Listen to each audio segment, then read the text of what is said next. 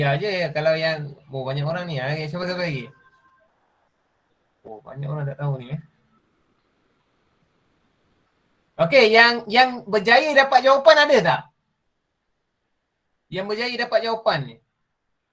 Kalau tak silap saya 0.6. 0.6. Macam mana kakak dapat 0.6 tu kak? Boleh tunjukkan saya tak kak? 0.6 sini tak ada. Ada 0.67 je. Alamak. Oh, saudara kira ni. Alamak. Sekejap. 0.6 tak ada. Tapi cuba tengok 0.6 sebelah tu ada 7 tak? Kalau 7 tu kita boleh tengok jawapan ni. Tapi saya tak buat consider lagi sebab saya tak buka calculation lagi. Itu pun kamu yang kena kira. Saya akan bagi jalan kerja saja. Yang lain, takkan seorang je tahu yang lain. Okey, sekarang angkat tangan yang tahu. Angkat tangan yang tahu ada tak? Semua diam dah. Okey, ada yang tanya ini bab berapa cikgu? Saya pun tak pasti kak ni bab berapa ni.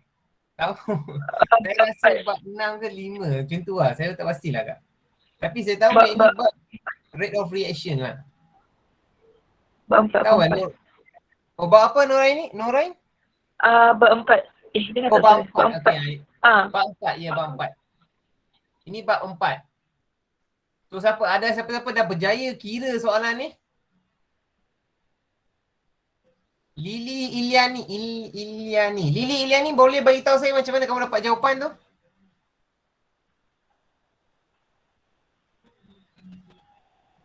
Mana Lili Iliani? Terus diam. Bagi tahu saya Lili Iliani macam mana kamu dapat jawapan tu?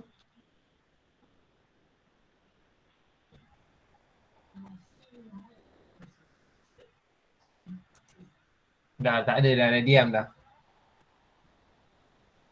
Dah hilang tadi. Okey, tak apa. Yang tadi tu kak dah dapat jawapan tak? 0.67 ke macam mana kak jawapan dia? Tunggu je calculation ni. 0.67 ke apa cerita dia? Itulah dapat 0.6 je. 0.6 sahaja. Okey. Yang saya ada tanya Lilian ni dia pun tak jawab. Okey, tak apa. Kita akan teruskan. Kenapa dia tak jawab saya tak tahu. Okey, kita pergi tengok apa macam mana nak buat. Okey, rate of reaction ni kamu kena faham satu cara dia. Kalau kamu tak tahu pun jawapan dia, cuba kamu tengok rate of reaction in cm S -1. Bermaksud dekat sini cm cube. Dia main sini. Cm cube dengan second, time per time ya. So maksudnya kalau ikutkan formula yang ini pun kamu dah boleh jawab soalan dia. Kalau kamu lupa formula pun kamu dah boleh jawab sebab kamu tengok end of product dia cm per second. Cm per second bermaksud dekat sini contoh saya buat macam matematik kan, tengok kan. Cm ini dah main indices. Kamu kena tahu betul. Cm square S -1. Kalau kamu berujuk kepada indices pun, yang ini saya boleh menterjemahkan cm cube per second. Okay, cm cube per second. So bermaksud dekat sini, volume of carbon dioksida over time dia. Volume over time. Sebab volume, unit dia cube. Time, unit dia second. So sekarang ni, dia minta first 40. First 40 ni, dia nak daripada sini sampai ke sini. Kamu buat triangle baru kamu faham. Buat triangle. Bila kamu buat triangle, ambil bucu ni sebab dia nak first 40. So yang time kita ada 40. Letak je sini 40. So dia 40. Okay. Dan rate of reaction for first 40 and dia dekat sini. So apa rate of reaction? 60. Letak sini 60. Okay. Ini boleh potong, ni boleh potong. Ini tolong kira saya. Berapa dapat ni? 6 bahagi 4. Dapat apa kak? 1.5. 1.5. Ada jawapan 1.5 ni? Oh, ada. Yes, B jawapan dia. Tu saya tanya Iliani tu macam mana you dapat, dia diam. Tu saya nak dengar macam mana dia dapat tu. Dia ada bagi tahu cikgu. Ada bagi tahu ah? Mana? Saya tak dengar pun. Dalam chat. Dia dalam chat mana saya? Dalam dalam chat ada. Sorry saya tak nampak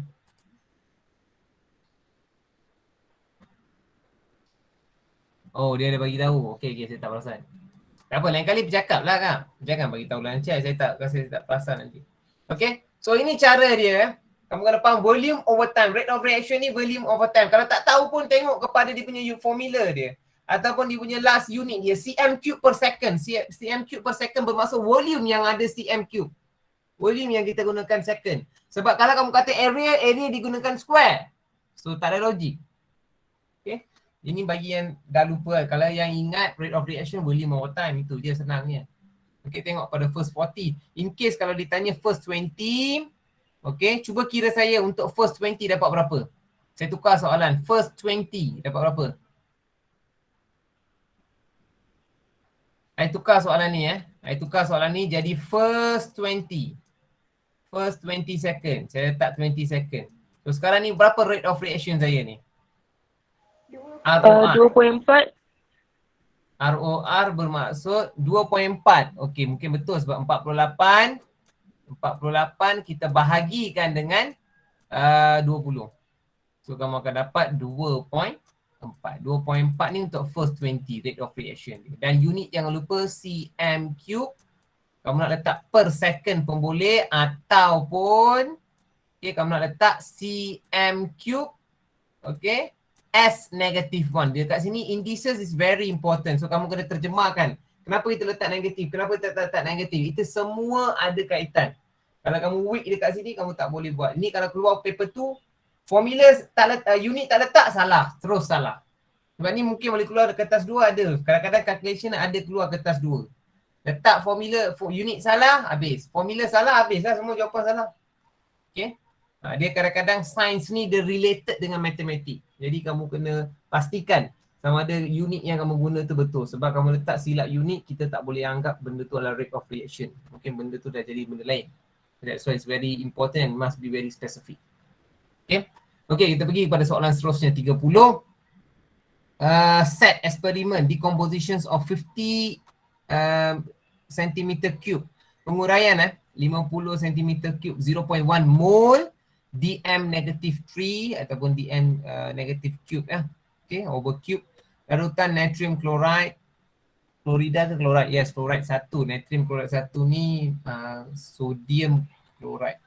Sodium chloride NaCl. NaCl. NaCl ni adalah ni salt, garam.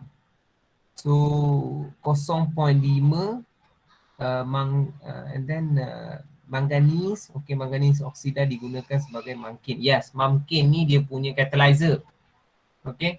Catalyst ni biasa catalyst ni kita gunakan catalyst ni untuk mempercepatkan proses dia. For example ni saya bagi tahu untuk kamu lah, untuk kamu mengambil untuk mengambil perhatian. Saya pernah ajar sini dulu dia punya pemangkin dia. Pemangkin dia ada what call that salah satu contohnya adalah manganese 4. Okay, itu adalah pemangkin dia. And what is the importance of catalyst ni? Catalyst ni dia akan mempercepatkan proses, apa-apa proses. For example, sulfuric acid dia ada catalyst dia tersendiri. Okay, and the process of sulfuric acid and process of nitric acid. So dia ada dia punya manganese, saya pernah ajar dulu. Okay, so important dia kamu kena faham catalyst ni dia untuk mempercepatkan proses. That's the very important things lah. Okay. Dalam proses, dalam chapter electromagnetism ataupun dalam chapter electromagnetism yang memainkan tentang sodium, potassium, kalsium, magnesium, benda tu semua. ECS, electrochemical series. Catalyst ni yang biasa kita guna adalah salt bridge. Salt bridge ni dia akan increase the process of ionization. So kita guna salt bridge pula. Salt bridge, dia ada salt bridge di situ. So kita guna salt bridge. Di situ what is the functions of salt bridge? Dia nak to increase the process of ionization. Itulah satu-satu caranya lah. Okay. Kenapa saya bagi tahu benda ni? Paper tu adalah soalan ni. Soalan yang target biasa orang akan tanya dekat kertas 2. Okay. Ini saya rasa kamu dah pernah tengok daripada form 1 lah. Okay. For example, kenapa saya masih, kalau kamu ingat lagi, dekat form 2 dia ada soalan under pollution tu. Kenapa dia letak wax? Apa wire gauge ni, what is the important of wire gauge? Dia satu eksperimen kenapa kena ada wire gauge? Kenapa kena ada cotton? And what is cotton is represent as a what? So benda ni semua kamu kena buat latihan baru kamu tahu. Okay. Okey, yang nombor 2 pula. Penguraian 50 larutan natrium chloride tiada magnesium. Nampak? Saya tak baca soalan 2 pun saya dah tahu apa dia nak minta ni sebenarnya. Okey, antara berikut graf yang manakah mewakili isi padu gas oksigen yang dibebaskan melawan masa bagi kedua-dua set eksperimen. Okay, so yang ini dia punya graf ni represent dekat sini. So you must take care lah. Nombor satu ada catalyzer ya. Nombor 2 tak ada catalyzer ataupun catalyst tu panggil dia. Nombor 1 ada catalyst, nombor 2 tak ada catalyst. So kalau ikutkan pada rate of reactions, yang mana paling tepat dekat sini? Paling tepat rate of reactions. According to the rate of reaction, which one is the most suitable? Mana? Ni, berasaskan sini.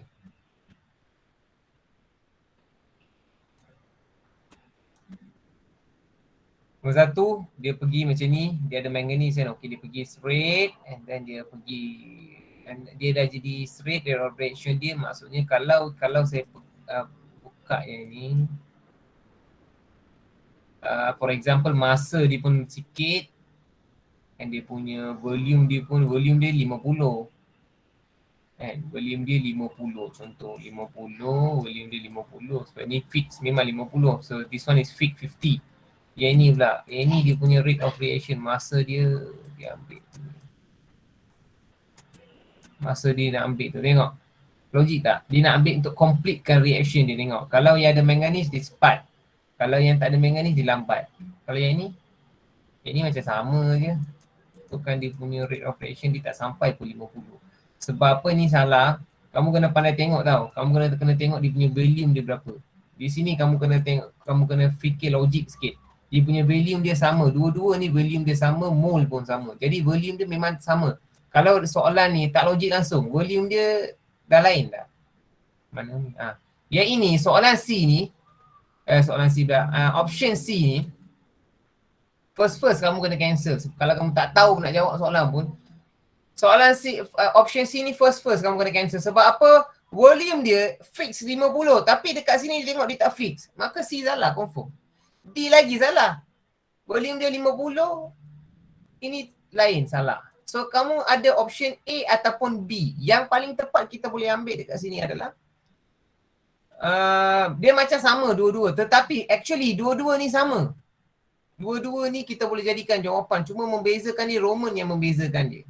So yang mana paling tepat? Saya dah bagi yang terdekat dah. Option daripada 4 option saya dah jadikan 2. Daripada 2 ni kamu pilih satu ni. Jangan check saya tak nampak. Bagi tahu. A ke B? B. Okey, ada option lain tak? Tak ada. Tak ada. Okey, B. Okey, sekarang ni yang jawab B tu, kamu kena fikir betul-betul kan rate of reaction yang paling tinggi adalah dekat mana? Yang paling cepat. Yang paling cepat daripada ikutkan penerangan saya, 1 ke 2? Yang paling cepat 1 ke 2? Saya nak tanya kamu ni. 1. 1. Okey, paling cepat 1 sebab 1 ada apa? Ada? Mungkin. Ya, 1 ada pemangkin, catalyzer. So kalau 1 tu ada catalyzer tu ataupun catalyst, obviously 1 punya rate of reaction dia paling cepat. Dia cepat sampai dia punya ni. Masa pun yang nak mengambil, nak habiskan dia pun cepat. Jadi 1 ni kalau kamu letak kat sini, logiklah dia cepat. Tapi yang kedua ni dia lambat sikit sebab dia tak ada pemangkin. Kalau yang ini, kamu kata 2 ni lagi cepat daripada 1. Nampak? Nampak dia punya perbezaan dia. Tu saya kata kalau kamu silap faham, habis.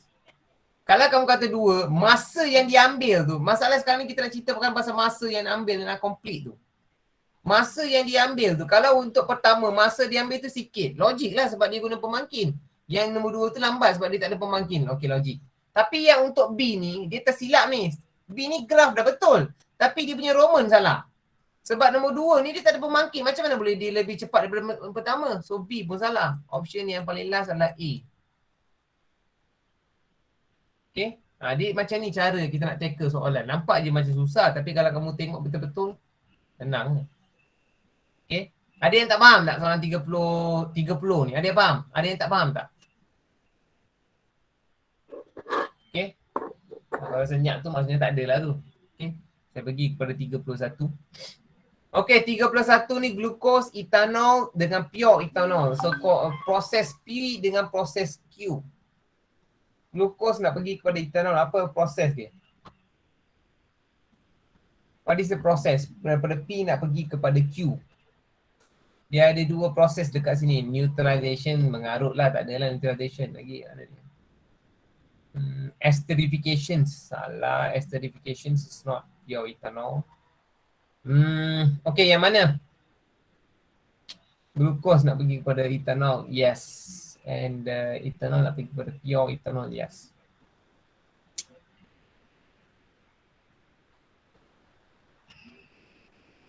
Okay, 31. Apa jawapan dia? Sekejap apa? Tak silap saya A. Tak silap kamu A. Kenapa yang penyeleng? Okay. Glukos dia pergi kepada etanol, dia mesti proses dia adalah fermentation. Tak tahu pergi tengok nota balik. So ini salah, ini salah. Etanol nak pergi kepada pure etanol. Tinggal dua saja. Satu distillation, satu lagi esterification. Nak tanya kepada kamu, apa maksud esterification?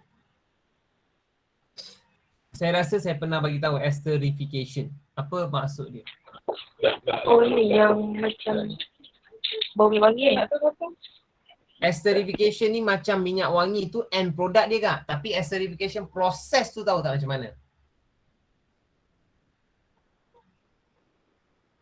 Sekejap. Extra time.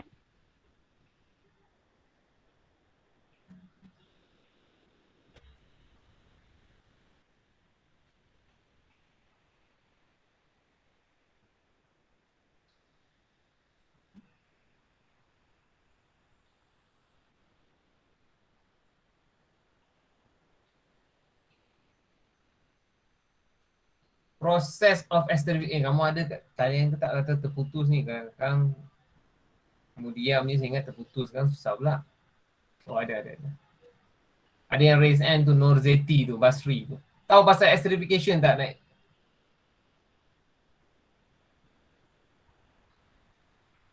Terus dia.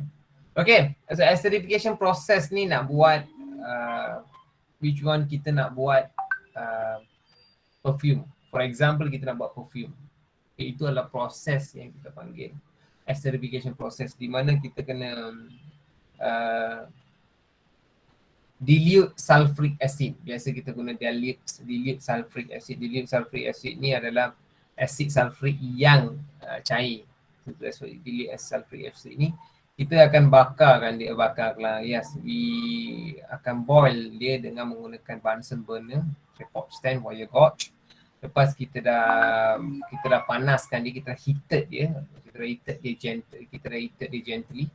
After that kita akan masukkan mixture of sulfuric acid yang kita dah panaskan tu ke dalam test tube containing flavoring apa-apa. Contohnya kalau kamu nak flavor pandan, kita ambil daun pandan, kita akan masukkan sedikit daun beberapa ml saja ke dalam test tube, dan lepas tu kita akan campurkan dengan sulfuric acid yang kita dah panaskan tu, and kita akan shake gently. Dan bila kita akan shake gently, kita dah capai process of esterification. Bermaksud dia kita shake gently tu, dia dah dapat ester tu, dah dapat minyak wangi tu. Okay, that's the process of esterification. Sama juga process of saponification ataupun sulfanification. Saponification proses membuat sabun. Proses membuat sabun ni pun sama konsep juga. Cuma proses buat sabun ni dia kena kacau. Kacau tu kena gently. Baru dia, semakin kamu kacau gently tu, semakin keras dia jadi, dia akan bentuk satu sabun. So ini semua adalah eksperimen yang mungkin kamu terlepas nak buat. So dekat di sini esterification tak boleh asal daripada etanol nak pergi pada pure etanol, tak logik esterification. Dan paling penting dan paling logik dekat sini adalah distillation lah. Okay, penyulingan. So 31 jawapan dia. Kita pergi kepada 32. 32 ni makanan kan. Okay, which of the following antara berikut yang manakah bukan satu hasil bagi minyak sawit? Apa dia nak kata ni? Antara berikut bukan satu hasil bagi minyak sawit. Yang mana bang ni jawapan dia betul? Bukan satu hasil. Vitamin C, B. vitamin B cake B. B. Vitamin C. Vitamin C. Ya. B. vitamin C kan? Tak boleh kan? Ya. Vitamin Betul. C. Yes, vitamin C. Sebab margarine boleh. Sup pun boleh. Vitamin E pun boleh. Okay. Vitamin C ni lack of apa boleh jadi lack of vitamin C ni boleh dapat apa tak? Lack of vitamin C ni boleh dapat apa?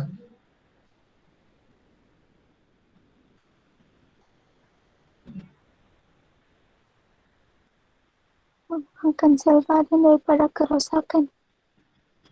Apa? Lack of vitamin C, what can cause? Buka balik chapter ni, malnutrition. Lack of vitamin C, apa boleh dapat?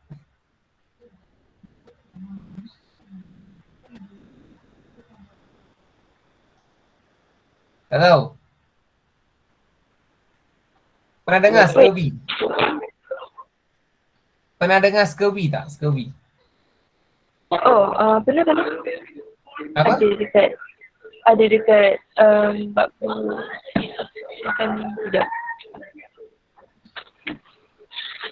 Ada dekat. So, cuba ulang balik. Ulang kaji balik. Tu saya kata chapter macam ni kita ulang kaji balik. Chapter nutrition. Chapter 2 tak silap saya. Chapter 2 ke chapter 3? Okay. So lack of vitamin C can cause what? Lack of vitamin C, vitamin E can cause what? Lack of protein can cause what? Lack of carbohydrate can cause what?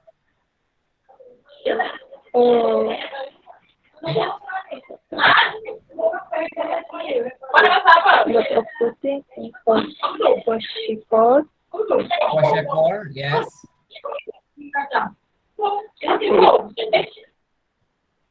Lack of vitamin C? Lack of protein can cause scurvy. Scurvy, tu saya kata scurvy. Scurvy ni masalah dekat gigi. Okay. Dekat gigi. Scurvy ni there's a problem in the in your tooth, each of the tooth. Lack of vitamin E, dapat apa?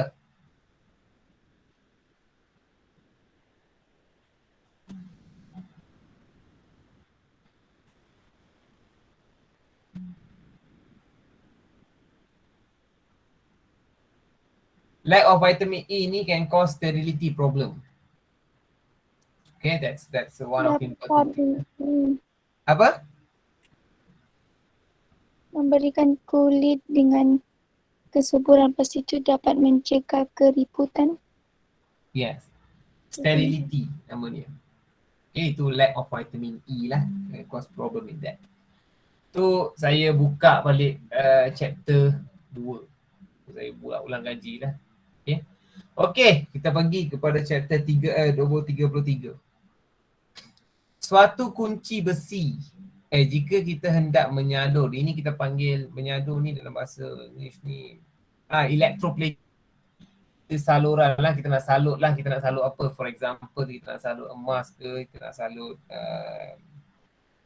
timah ke, tu kita akan melalui proses of electroplating, di mana proses of satu side ni dia akan corroded, satu side ni dia akan okay balik. Itu nak electroplating lah. So, example here, jika kamu hendak menyalur suatu kunci besi dengan kuprum, okay, maka pilih susunan litar yang paling yes, kalau kamu silap anode cathode, nanti dia akan corroded. So, which one you think that is the best answer, guys? Electroplating, saya rasa saya pernah ajar sebenarnya.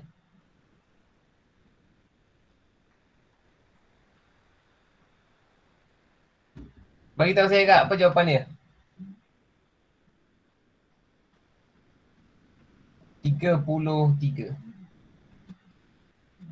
Dekat anode letak kunci ke dekat cathode kamu nak letak kunci?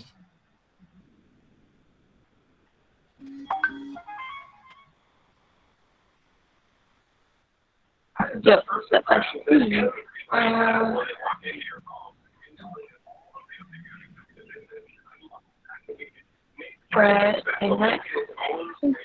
Dekat cathode. Anode positif, cathode negatif. Yang boleh gerak adalah negatif.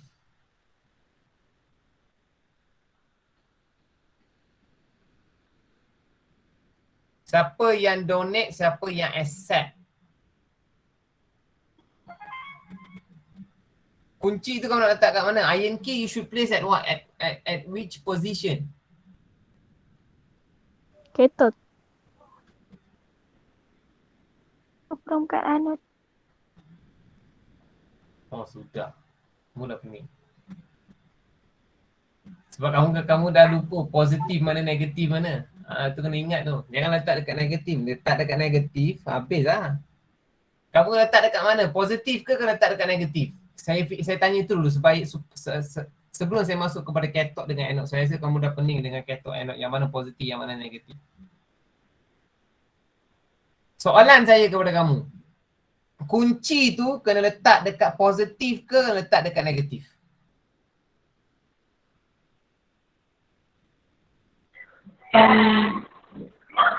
Yang negatif. Negatif. Cathode. Okey. Kalau kamu letak dekat negatif, macam mana kamu nak salut? Sebab negatif punya konsep apa? Dia akan keluarkan apa? Kalau kamu letakkan dekat negatif, tolong tengok betul-betul lah soalan ni. Kalau rasa kamu dah lupa dah ni. Dekat sini anode ni negatif. Jangan salah faham. Cathode ni positif. Sebab anion and satu lagi nota tambahan letak situ. Anion adalah positif.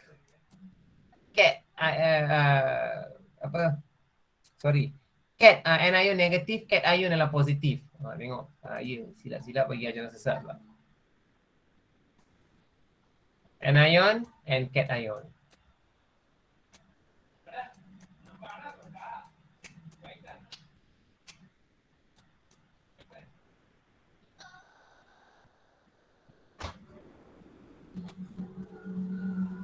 Okay, sekarang ni, which one is the best answer here?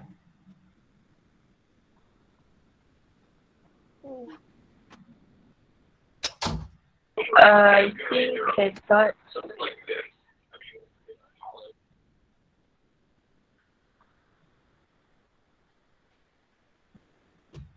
Ulang kaji balik. Yang mana kamu rasa yang paling betul?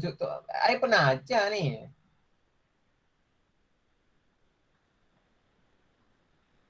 C.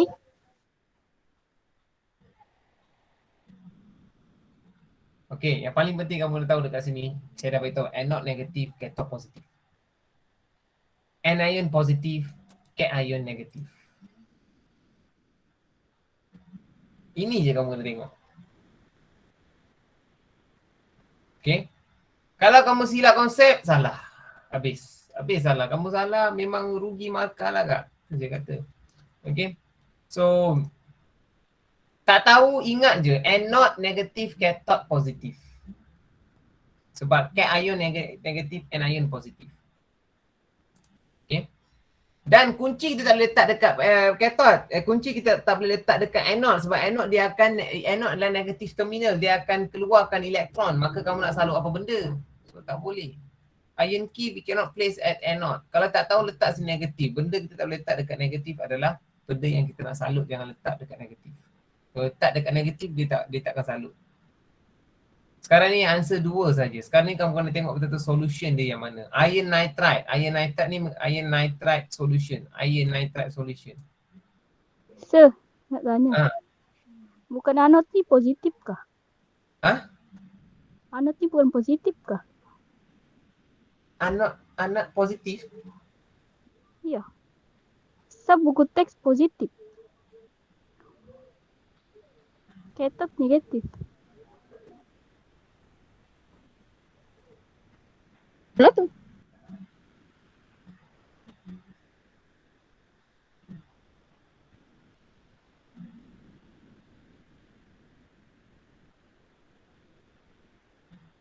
Dengar?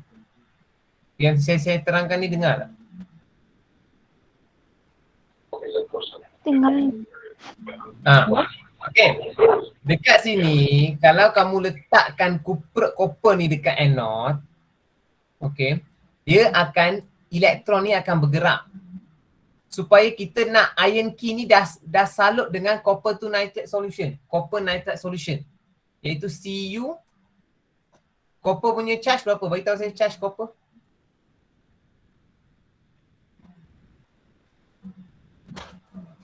Bagi tahu saya charge copper.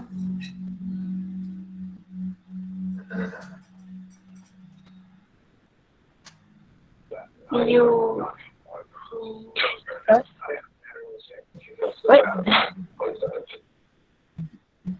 Berapa charge copper?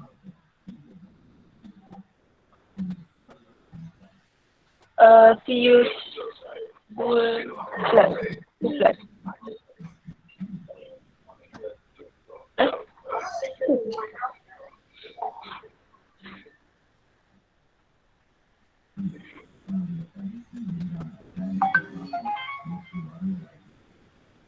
Cu 2 plus. Tengok. Bila saya buka betul-betul ni semua dah pening. Nitrate solution NO3 minus. Nitrate solution lah. So dekat sini kamu kena tahu ion elektron ECS ni, electrochemical series ni, supaya dia tak effect dia punya tempat dia. So that's why kita tengok copper and then iron. Okay. So and then dekat sini for these questions, the best answer I can ambil dekat sini, tengok dia punya electrolyte di sini. Iron nitrate solution ke ataupun copper nitrate solution. Kita tak boleh ambil ion nitrate solution ni mana ada dalam ni. Okay. Iron is what? Besi, steel kan. Steel ni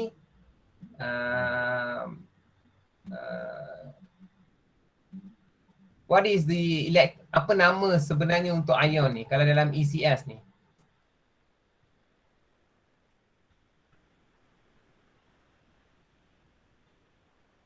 Apa nama untuk steel ni? Logam. Apa? Ni. Apa maksud ni? Logam. Yes, Fe, ferrum.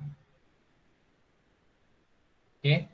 So this D tak boleh jadi jawapan. So yang paling tepat adalah C. Okay. Tak apa, nanti kita akan buat ulang kaji balik chapter ni. Saya tengok kamu dah banyak dah lupa chapter ni. Okay. I kena come back again. Okay. Saya akan masuk balik chapter ni. Kita akan buat ulang kaji nantilah. Okay. Di situ saya akan terangkan kenapa saya letak anode ni negatif, cathode ni positif. Okay. Okay, sir. Kita pergi kepada 34. Soalan 34 sama juga, disaling berkaitan lah. Okay. So, antara pasangan elektrod berikut yang manakah akan menyebabkan jarum emitter untuk terpesong? Oh, dia terpesong lah. Okay, yang mana? Yang ini galvanic cell. Galvanic cell, tapi ini dia guna ammeter. Ammeter nak check current lah. So,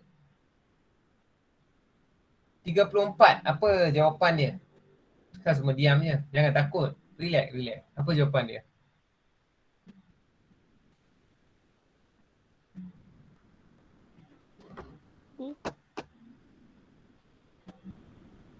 Yang membuatkan dia terpesong.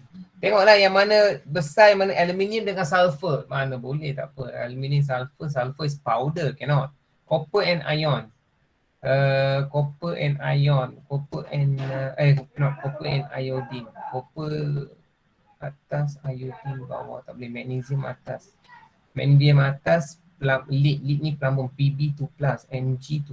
Okay, ECS. Okay. Kita kena ambil jawapan yang paling tepat adalah D. According to the rule lah. Yang potassium ni. Okay. Potassium, sodium, calcium. Okay, magnesium, ada kat sini ada magnesium, aluminium, lepas tu ada zinc, lepas tu ada ferrum, lepas tu ada stannum, Lepas tu ada PB2+. Lepas tu ada H. Lepas tu copper, Cu2+. Lepas tu ada aurum. Aurum is a emas. Lepas tu ada stannum, Ag+. So dekat sini kalau kamu tengok dekat sini magnesium dengan lead, magnesium duduk sini, lead dekat sini. So perbezaan yang tinggi. So mesti dia akan pesong. So that's why I take D as the answer. Okay. Okay, boleh faham soalan nombor 34. Ada masalah ke? Ada masalah minggu depan? Tak boleh. Sekali lagi minggu depan kita akan masuk balik chapter ni. Jangan risau. Okay, kita akan ulang kaji balik chapter 3 apa? Chapter electrochemical. Okay. So if got problem, kita akan berdepan dengan nota nanti. Saya rasa kamu ada masalah rasa 30 soalan electrochemical ni. Okay, kita panggil electrochemical series. Okay. So tak apa. Kita akan bincang nanti pasal chapter ni secara mendalam lagi lah. Okay. 35. Ni baru kita habis. Ni pasal light ni. Di pasal focal length ni yang mana pasal focal length ni. So Raja 15 menunjukkan Raja sinar bagi sebuah kanta cembung dengan panjang fokus yang adalah FCM. So dekat sini kamu tengok image yang form dekat sini adalah real ke virtual? Image yang form ni real ke virtual? Real. Real. Upright ke Real. ataupun upright ke ataupun ni? Aku satu lagi ni apa? Ada dua. Upright, satu lagi apa? Invented. Image ni invented ke upright? Cikgu dalam bahasa Melayu, cikgu. Apa? Dalam Melayu. Sorry. Dia punya image ni menegak ke invented ni terbalik? Songsang songsang. Songsang bagus. Okay. So kenapa saya tanya benda ni sebab kamu kena tahu. Kadang-kadang dia tanya what is the characteristic of the image. So satu kamu dah jawab dengan berjayanya, bagus. Kalau dia tak ada dash macam ni bermaksud dia punya image adalah real. So that's why benda ni betul, real. Satu lagi image ni kalau dia arrow ke atas dia upright. Kalau arrow ke bawah dia invented songsang. So itu pun dah bagus. Sekarang ni kamu kena tahu dia punya length of image ni. So length of image ni tak susah. Okay, mungkin kamu kena perlukan ulang kaji balik, nanti saya akan buat lah. So kalau kamu tengok dekat sini ni adalah optic point. Okay, ni adalah titik optic point dia. Yang ini dia punya F. Ni F dia sebenarnya, ni F. Okay, this one is your F. Okay, so focal length dia tengok first of all you should know the focal length. Yang ini dengan yang ini adalah F. Yang ini adalah F. Sekarang image yang form ni dekat sini. Okay, so sini dengan sini dah jadi berapa F kat dekat sini? Dah jadi berapa F? 2F. 2. F. Okay, so sini dah jadi 2F. Sebab sini pun F focal length, sini pun F focal length. Jadi dia jadi 2F. So the focal length is 2F. Sebab daripada sini nak pergi kepada optic point pun 2F. So sama juga dekat sini pun. Sini nak pergi sini pun adalah 2F. So jawapan dia adalah 2F. Bukan dia besar daripada 2F. Bukan di tengah-tengah. Kalau yang ini di tengah-tengah, tak. Kalau tengah-tengah, kalau yang ini dia dekat sini. Salah. Okay, sebab ini dia 2F because dia punya image, object and image are same. Tapi dia punya focal length dia pun sama, 2F. Bukan F. So that's why we take C as the answer. Ada masalah setakat ni 35? Ada yang tak faham? Ada masalah? Boleh faham lagi. Boleh faham. Kita pergi balik 36. Kita habiskan hari ni. Okey, manakah pernyataan berikut adalah benar mengenai sebuah projektor LCD? Okey, yang ini terus boleh jawab kah? Sebuah projektor LCD. Yang mana benar kah?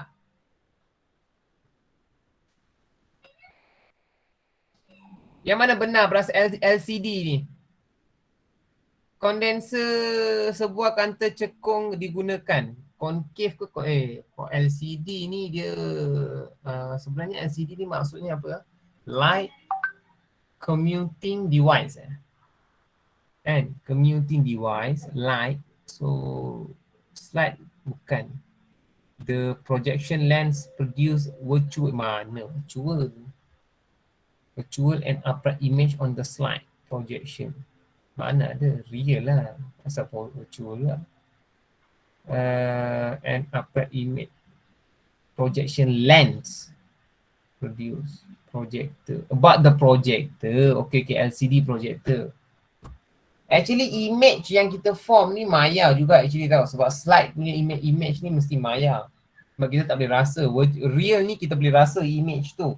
That's why image yang form on the mirror is virtual. Kita tak boleh rasa. So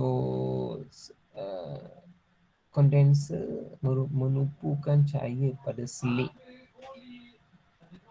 Okay, LCD punya projector, dia punya condenser tu menumpukan cahaya dalam slit. Yes, actually dia memang tumpukan kepada slit, baru kita nampak dia punya image.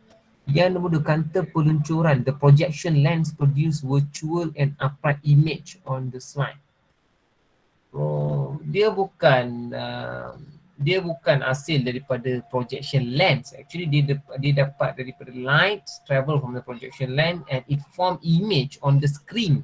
Actually image on the screen, tapi memang betul virtual sebab dia bukan real. Actually 36 ni jawapan D pun boleh jadi jawapan, C pun boleh jadi jawapan actually. Tapi projection lens dia tak produce. Okay, lens ni dia tak produce pun. Lens punya function adalah focus. Okay, nampak? Lens punya function ni focus image saja. Itu fungsi lens. That's why dia capture and captivating dia akan absorb the light and it form a clear image. Okay, itu function dia akan, itu function lens actually. Okay, dia akan focus the image. So I akan ambil lebih tepat, saya ambil C actually. So ini dia punya trick dekat sini lah. Kalau kita tak faham betul-betul jadi salah. Sebab lens ni function dia satu dia absorb light. Kalau lens tak absorb light, dia tak boleh fokus image tu. Sebab tu kamu akan nampak blur kadang-kadang. Kadang-kadang kamu nampak image tu blur, maksudnya lens tu tak capture betul-betul, tak absorb betul-betul light dia. Itu yang proses zooming pun benda yang sama juga. Berapa banyak lens tu boleh absorb light tu, dia boleh bagi clear. That's why DSL ke, DSL punya kamera value dia tinggi. Dia boleh capture lampu. And megapixel main peranan lah. Okay. Depends on megapixel dia berapa lah.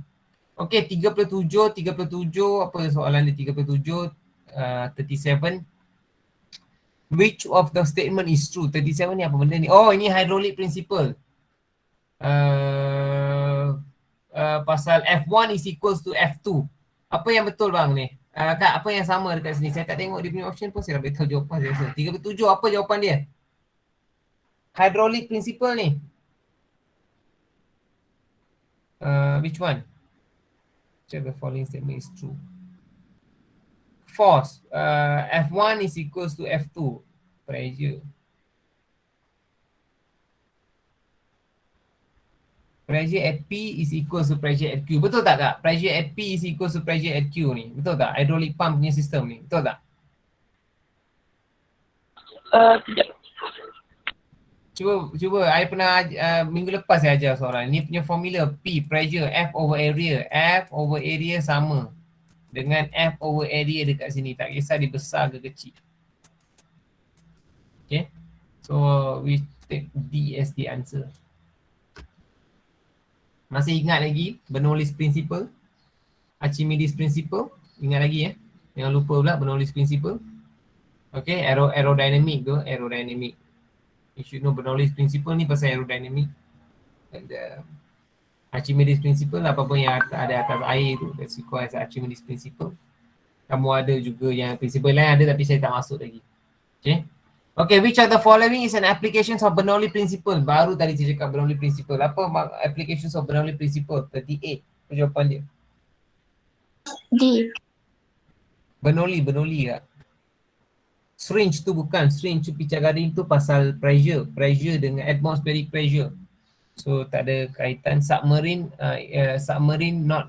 submarine bukan Bernoulli's principle, it is Archimedes principle. Hot air balloon, no. Hot air balloon dia lebih kepada density of the air. That means what is the pressure and what the temperature and pressure, I think. Okay, because dia ada banyak konsep. Hot air balloon ni kalau kamu panaskan dia jadi berat. Maksudnya udara luar dengan udara dalam akan jadi ringan, udara luar ni dia berat. So kalau kita panaskan dia akan semakin naik ke atas lah, bermaksud yang dalam punya udara dengan yang luar punya udara ni dia akan tolak naik atas. Sebab kalau kita panaskan kita akan jadi lebih ringan dari udara dalam tu. So konsep tu bukan that's a temperature dengan pressure, not concept of Bernoulli. Bernoulli principle ni stated that velocity of the air and pressure of the air.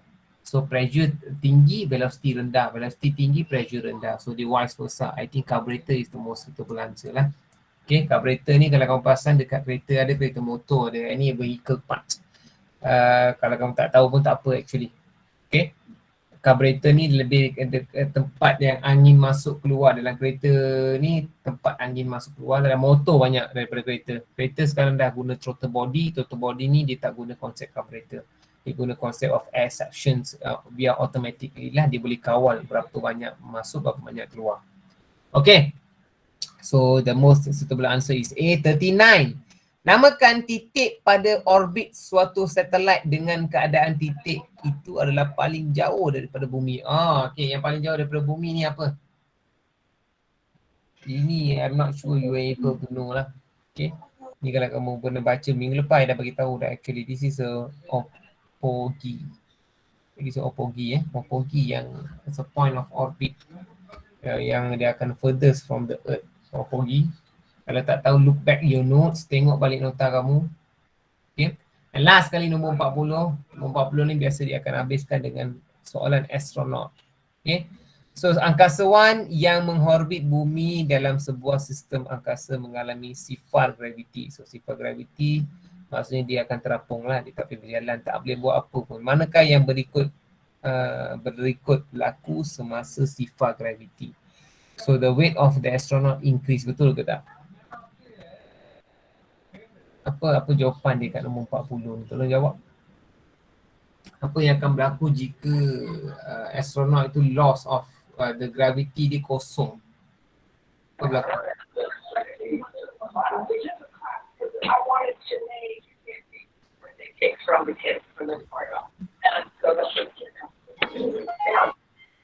Apa jawapan dia?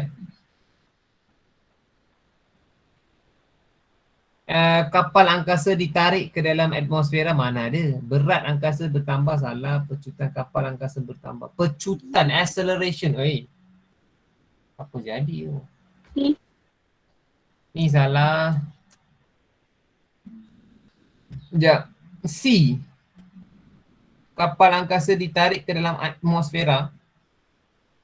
Mana ada. Kalau ditarik ke atmosfera, macam mana angkasawan boleh pergi sana? Accelerations of spacecraft increase. No. D.